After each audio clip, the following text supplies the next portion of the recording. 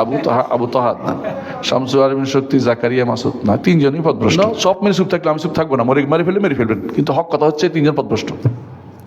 বিশেষ করে প্রথম দুজনকে আমি ভালো করে জানি, তিনজনকে আমি যতটুকু দেখছি পছন্দ হয়। এগুলি সবগুলি ভিতরে ভিতরে সন্ত্রাস লালন করে, কিন্তু কাজও করবে না। জেহাদ করে যুবকদের মাথা খারাপ করবে, এখন কিন্তু কেউ জেহাদ যায় না। সাবধান করার জন্য বলা ফরজ। অনেকে বলে আপনি এত কথা বলেন কেউ, না বললে কেউ বলবে। ইমাম আহমদের কাছে একজন নিয়ে আসছে, আমি আসছে বলতেছে আমি সিদ্ধান্ত নিয়েছি কারোর প্রতি কিছু বলবো না। তো ইমাম আহমদ কি বলছে, তুমিও চুপ থাকো আমিও চুপ থাকি, আল্লাহর দিনগুলো চলে যাক, বুঝলেন না? বর্তমান দেশের যুবক দাড়ি যারা সালাফি নয়, রাকি ও দায়ীরা কি সঠিক পথে পরিচালিত? যেমন আবু তাহাদ না, শামসু আরমিন শক্তি, জাকারিয়া মাসুদ না, তিনজনই পথভ্রষ্ট। এই তিনজনই পথভ্রষ্ট। এরা মূলত মৌলিক কথা মনে রাখবেন। আমরা কাউকে পথভ্রষ্ট করার আমাদের দরকার আছে বলার, সাবধান করার জন্য বলা ফরজ। অনেকে বলে আপনি এত কথা বলেন কেউ, না বললে কেউ বলবে। ইমাম আহমদের কাছে একজন নিয়ে আসছে, আমি আসছে বলতেছে আমি সিদ্ধান্ত নিয়েছি কারোর প্রতি কিছু বলবো না। তো ইমাম আহমদ কি বলছে, তুমিও চুপ থাকো আমিও চুপ থাকি, আল্লাহর দিনগুলো চলে যাক, বুঝলেন না? এই জন্য সব মেনে চুপ থাকলে আমি চুপ থাকবো না, মেরে ফেলবেন, কিন্তু হক কথা হচ্ছে তিনজন পথভ্রষ্ট। বিশেষ করে প্রথম দুজনকে আমি ভালো করে জানি, তিনজনকে আমি যতটুকু দেখছি পছন্দ হয়নি। আরও একজন আছে এরকম, আরও কয়েকজন আছে এরকম, এটি আপনি চিনবেন, খুব লেখক। আরও আছে আজিবাদ, এই সবগুলি আমি নাম ধরে বলতে চাচ্ছি না, সবগুলি হচ্ছে একই রকমের। সত্যি এগুলো সবগুলি একই রকমের। এগুলি যে পথভ্রষ্ট কোনো সন্দেহ নেই। কেন পথভ্রষ্ট জানেন?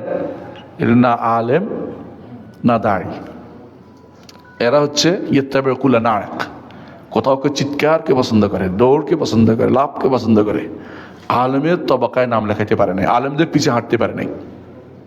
আপনারা ভালো করে জানেন, দুনিয়া মালউনাতুন, দুনিয়া অভিশপ্ত, এর মধ্যে যা সব অভিশপ্ত, আলেম ও তালিম হইতে হয়। এরা কোনোদিন বিন বাজের কথা বলবে না। এরা বলবে আমেরিকার সেই বিখ্যাত ব্যক্তির, হ্যাঁ কি নাম জানি, আহমদ মুসা জিবরি, ওর বই অনুবাদ করে দিবে। কিরে তুই একটু শেখ বিন বাজের কাছে এটা নাই, ওর সাইমিনের কাছে এটা নাই, সালেহ ফজনের কাছে নাই? হ্যাঁ, ওর ব্যাখ্যা কি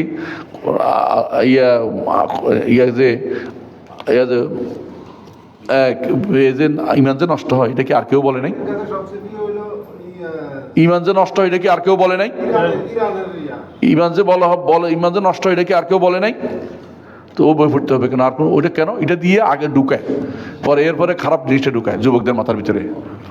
সবগুলি হচ্ছে সন্ত্রাসী বলা হয়। এগুলি সবগুলি ভিতরে ভিতরে সন্ত্রাস লালন করে, কিন্তু কাজও করবে না। জেহাদ করে যুবকদের মাথা খারাপ করবে, এখন কিন্তু কেউ জেহাদ যায় না। এগুলো দিয়ে তারা চলে। কি করছে শামসুল আরেফিন শুনবেন? তার বই একটা লিখছে, বইয়ের মধ্যে বলতেছে, বইয়ের নাম তো মনে আসতেছে না এই মুহূর্তে, বলতেছি বই একটা বলছে ইয়াতে গেছিল, ওই হজে ওমরা গেছিল, বুঝছেন নি নামটা এই মুহূর্তে কি জানি দিয়ে লাগে ভুলে গেছি। তো ওখানে লিখতে বলতেছে বইটার মধ্যে, আমি পৃষ্ঠের নাম বলতে পৃষ্ঠা দেখাতে পারবো আপনাকে, পৃষ্ঠে আপনি দেখেন, রসুল আমাদের দেখতেছেন, আমাদের শুনতেছেন, আবেগে আমি পড়ে যাচ্ছি, এই জাতীয় কথাবার্তা, মানে সুফিবাদের শেষ মাথা। আবার কথাবার্তা বলে একেবারে যুবকদের আইডল হয়ে যায়, যুবকদেরকে শিক্ষা দিচ্ছে। আমি আশ্চর্য হয়েছি, একটা বিশাল সময় তারা বিভিন্ন জায়গাতে অপকর্ম এখনো করতেছে। যুবকরা যে কোন দিন মানুষের আল্লাহ জানে। এই বক্তব্যটা পড়ে দেখুক, ফরানবন্দি বইয়ের নাম, এই বইয়ের নাম ফরানবন্দি। এইটার মধ্যে জায়গায় জায়গায় কুফুরি কালাম আছে। হ্যাঁ, আবার দোষও দিচ্ছে, হয়তো সালাক বলছে আমার, আবার কেউ কিছু বলে ফেলবে, তো না বলে কি বলবো, তুই অপকর্ম করবে আর কিছু বলবো না। অপকর্ম করবি কে? যুবকদের নষ্ট করতেছি এটা দিয়া। বলতেছে আমার দাঁড়াইতে দিল না, পুলিশে দাঁড়াই দিল, তুই দাঁড়াই থাকুক, সব মানুষ দাঁড়াই থাকুক, আর আমরা সব পিছন দিয়ে দাঁড়াই থাকি। সালাম দেওয়ার জায়গা কোনটুকু জায়গা, কিন্তু দাঁড়াই সালাম না দিবি, তুই দাঁড়াই কি করছো? রসুলের কাছে মনের কথা বলার জায়গা যাইতেছে?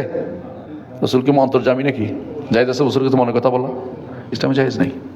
রসুল দুনিয়া থেকে চলে যাওয়ার পরে তিনি তোমার কিছু শোনেন না, সালাম শোনেন, সালামের কথা জবাব দেন, হাদিসে আছে। এর বাইরে আর কিছু রাসূলুল্লাহ সাল্লাল্লাহু আলাইহি ওয়াসাল্লামের কাছে যায় না। কথা বুঝছো? কেউ যদি মনে করে যে রসুল আমি ওখানে গেলে কিছু বললে আমারে দেখতেছে, এবারে আমার খুব ভালোবাসতেছে, হ্যাঁ আমার আদর করে দোয়া করে দিয়েছে, এগুলো সবগুলো হলো এখনো পর্যন্ত ঈমান তার পূর্ণ হয়নি, বিভ্রান্তিমূলক কথাবার্তা বলছে, এবং কখনো কখনো ঈমান চলেও যাবে। যদি মনে করে বলে রসুল আমার জন্য সুপারিশ করেন, তাহলে কাফেরে যাবো। সুপারিশ কার কাছে দিও?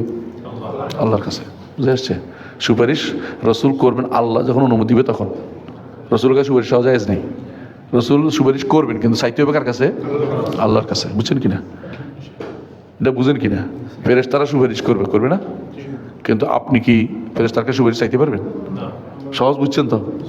ইমানদাররা সুপারিশ করবে, তাহলে সুপারিশ চাইবে না। আল্লাহ ইমান, আপনি কিন্তু সুপারিশ করবেন, জায়েজ না। আস্তাগফিরুল্লাহ। নিজে বাঁচবে কিনা কে বলতে পারবে? সুতরাং অনুমতি ছাড়া কোনো সুপারিশ চলবে না। এই জাতীয় কথাগুলি এর মধ্যে আছে, ফরমানবন্দির মধ্যে পড়ে দেখেন, কিছু বলবো না। ঈমান আকীদা শুদ্ধ না হলে ওদের পিছনে কোনো হাঁটা যাবে না। দয়া করে বুঝার চেষ্টা করুন। ঈমান আকীদা শুদ্ধ হইতে হবে, মানহাজ শুদ্ধ হইতে হবে। আবার নিজেদেরকে মানহাজিও বলে, নিজে বেদাতি আবার কেউ মানহাজি, এগুলো বেদাতি। হ্যাঁ, চিটাঙে একটা আছে লাভ দুইটি গজে, হ্যাঁ গজওয়াতিল কায়েম হয়ে গেছে, গজওয়াতিল কায়েম হয়ে গেছে, গজওয়াতিল কায়েম হয়ে যায়।